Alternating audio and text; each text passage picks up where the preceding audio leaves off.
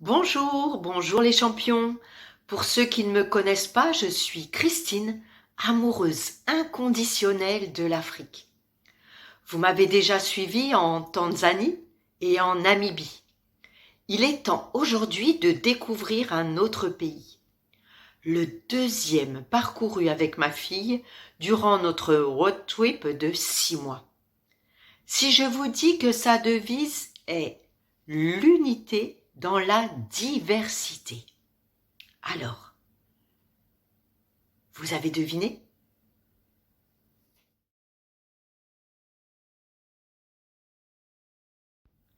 À Windhoek, on avait décidé que notre prochaine destination serait l'Afrique du Sud. Le Cap, plus précisément, à 1300 kilomètres. Sacrée distance. Mais pour nous, hors de question de céder à la rapidité. On ne prendrait pas l'avion.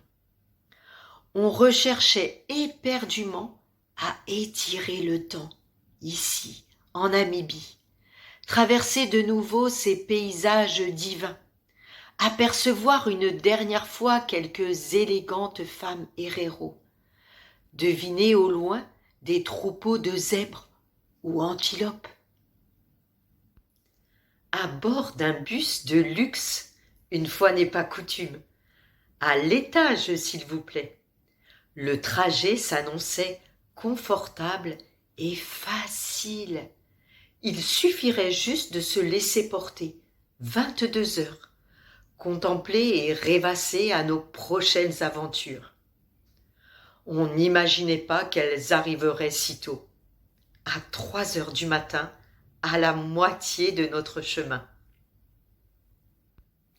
À la frontière, encore ensommeillés, nous descendons du car pour procéder aux formalités.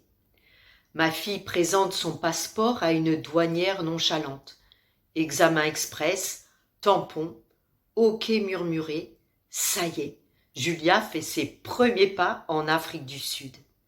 À moi, je tends à mon tour mes papiers à une autre contrôleuse qui explose littéralement et me bloque le passage. Mais pourquoi?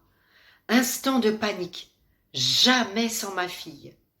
On m'explique en colère que j'ai passé 33 jours en Namibie au lieu des 30 maximum autorisés.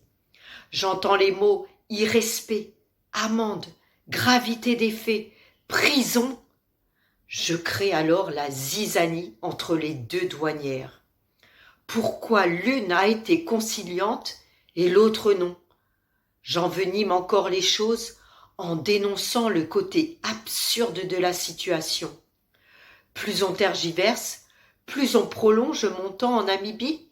J'ai déjà 3 jours de retard. Je les énerve, la tension monte. Julia est dans un autre pays, au milieu de nulle part, en pleine nuit.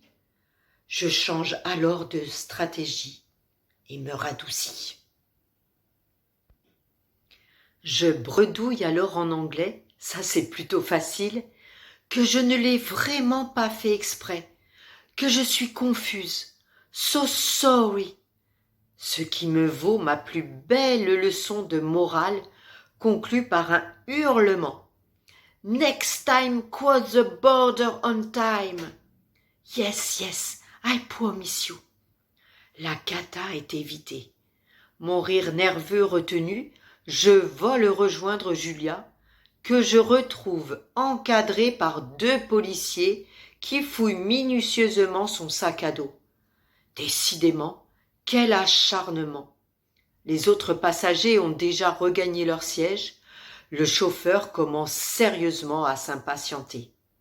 Bon, la suite du parcours jusqu'au Cap sera beaucoup plus sereine, je vous rassure. Et pour info, on peut séjourner 3 mois maintenant en Namibie.